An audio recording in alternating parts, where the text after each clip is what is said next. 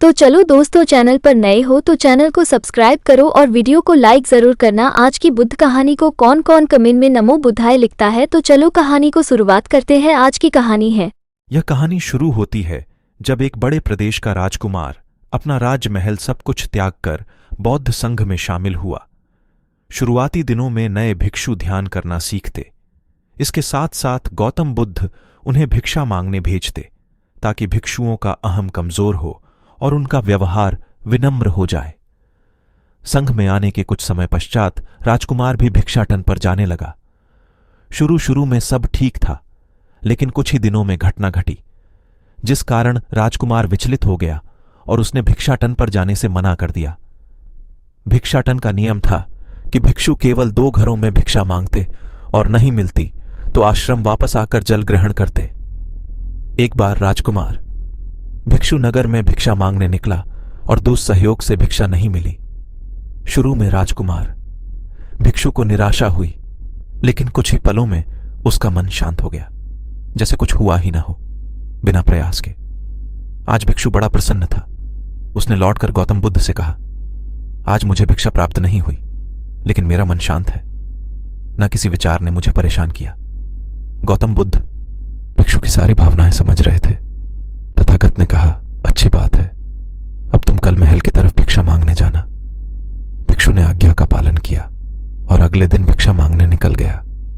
कुछ देर बाद जब भिक्षु महल के आगे से गुजरा तो उसे अपना महल याद आ गया कि कैसे वह ऐशो आराम का जीवन जीता था। भिक्षु ने सोचा, महल में खाने को स्वादिष्ट पकवान मिलते और सेवा करने को कई नौकर होते और सभी प्रकार के सुख मिलते। ऐसा सोचते सोचते भिक्षु के मन में इच्छा हुई कि आज बढ़िया भोजन मिल जाए। तभी भिक्षु सचेत हो गया कि यह सब अतीत की स्मृतियां हैं और मैं केवल इन्हें देख रहा हूं। पुरानी यादों के ताजा होने से मन में कुछ इच्छाएं प्रकट हो रही हैं। यह भी मैं केवल देख रहा हूं। अगर मैं इन शारीरिक इच्छाओं को पूरी करने की लालसा रखूं तो मैं मन की शांत और यह जागृत अवस्था खो दूंगा। भिक्षु ने महसूस किया कि जब जब हम स्वयं को 2 कदम आगे ले जाते हैं, चेतना का स्तर ऊपर उठाते हैं, तब तब मन इस प्रकार के खेल खेलता है। जब हम मन को शांत करने लगते हैं तब मन हमें बेचैन करने की पूरी कोशिश करता है। भिक्षु यह सोचकर बहुत खुश हुआ, क्योंकि आज उसने आत्मचिंतन से मन के बारे में गहरी समझ और सूक्ष्म दृष्टि प्राप्त कर ली। भिक्षु ने आश्रम आकर गौतम बुद्ध को सारी बात बताई और कहा, तथागत, आज मुझे आपकी कृपा से सूक्ष्म दृष्टि प्राप्त हुई। मन हमें बार बार इच्छाओं में उलझाना चाहता है। महल को देखकर मुझे भी पुराने सुखों का स्मरण हो आया, लेकिन आज भी विचार मुझे छू नहीं पाए।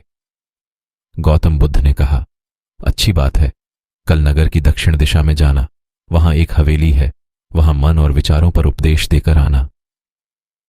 भिक्षु बहुत खुश हुआ। आज वो जल्दी जल्दी चल रहा था क्योंकि वो उपदेश देने जा रहा था। पर दोस्तों, इस बार की यात्रा भिक्षु पर भारी पड़ने वाली थी। कुछ ही देर में भिक्षु हवेली पहुंचा और भिक्षा के लिए आवाज लगाई। आवाज सुनकर एक सुंदर युवती बाहर आई। भिक्षु ने सोचा कि इस युवती की सुंदरता को देखकर मेरे मन में कोई विचार नहीं आना चाहिए, क्योंकि मेरा यहां आने का प्रयोजन तो इसको उपदेश देना है। युवती ने भिक्षु को प्रणाम किया और कहा, आइए पहले भोजन ग्रहण कीजिए।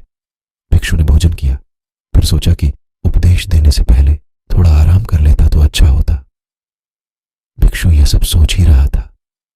इसी बीच युवती ने कहा, श्रीमान, आपने अभी अभी अन्न ग्रहण किया है, अब थोड़ा आराम कर लीजिए, फिर उपदेश शुरू करना। यह सुनते ही भिक्षु सतर्क हो गया। जो योजना वह मन में बना रहा था, यह महिला वह सब बिन बताए करती जा रही थी। भिक्षु ने सोचा, यह सब संयोग है, यहां लोग भोजन के बाद आराम करते होंगे। फिर भिक्षु आराम करने लेट गया और विचार करने लगा कि महिला कितनी समझदार है और इसकी सुंदरता बेजोड़ है।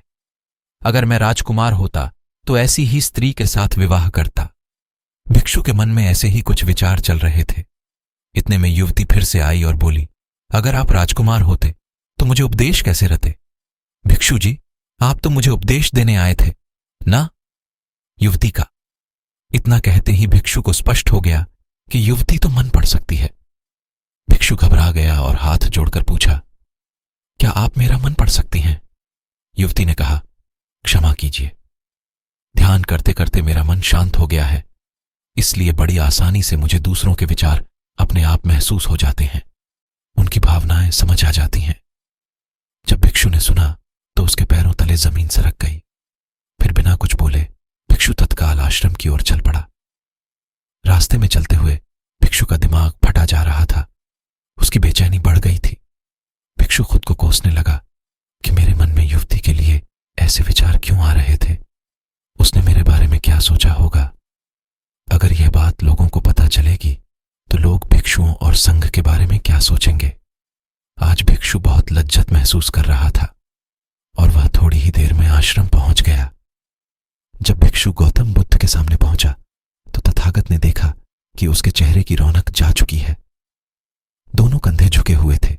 भिक्षु ने बुद्ध से कहा, अब मैं कभी भिक्षा के लिए नहीं जाऊंगा। तथागत ने कहा, पहले आराम से बैठो, फिर मुझे बताओ कि तुम्हारी चाल में इतनी थकान क्यों है?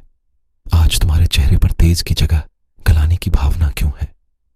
भिक्षु ने सारी बात बताई और कहा, मैं सब कुछ जानते हुए भी महिला की सुंदरता के बारे में और अन्य चीजों के बारे में सोच रहा था। मैं मन से पूरी तरह हार गया। अब मैं कभी उस दिशा में नहीं जा पाऊंगा। मैंने बौद्ध संघ का भारी अपमान किया है। गौतम बुद्ध ने कहा, सबसे पहली बात, परेशानी को बढ़ा चढ़ाकर मत सोचो।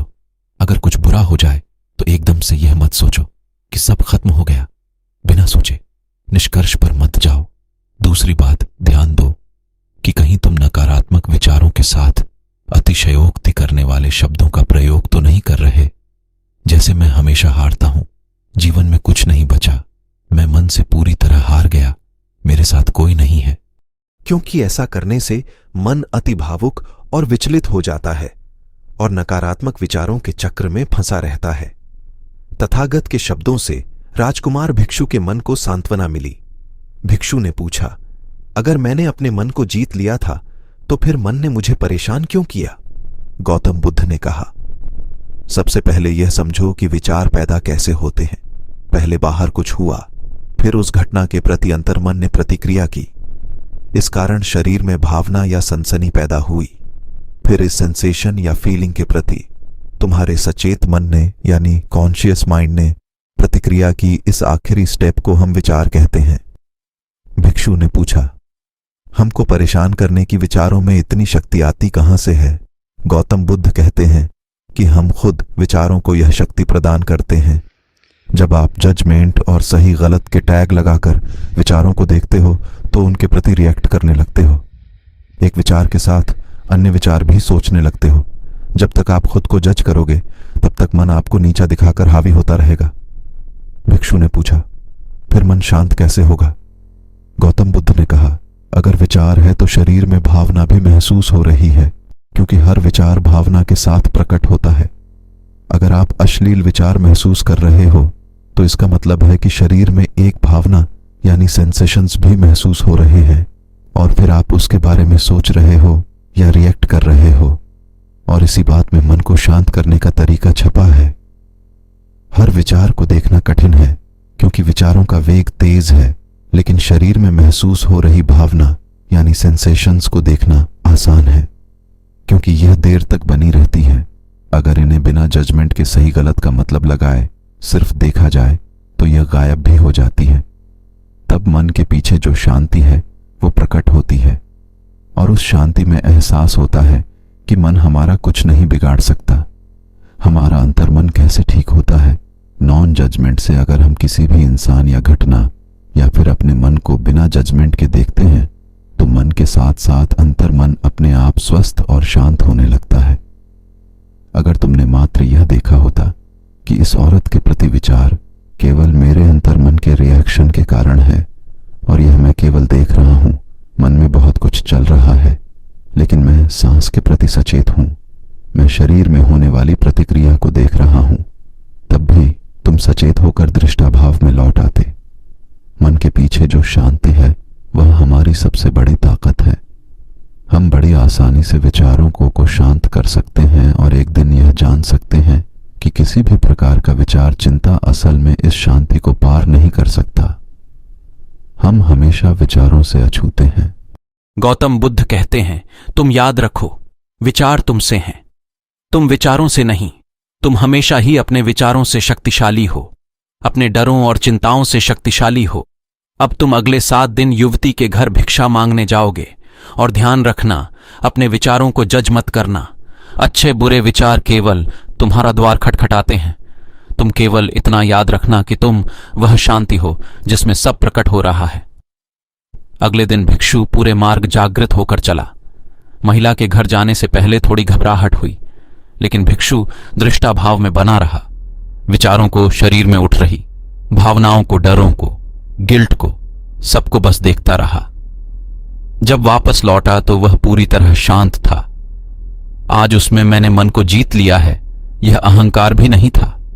आज उसने सही मायनों में मन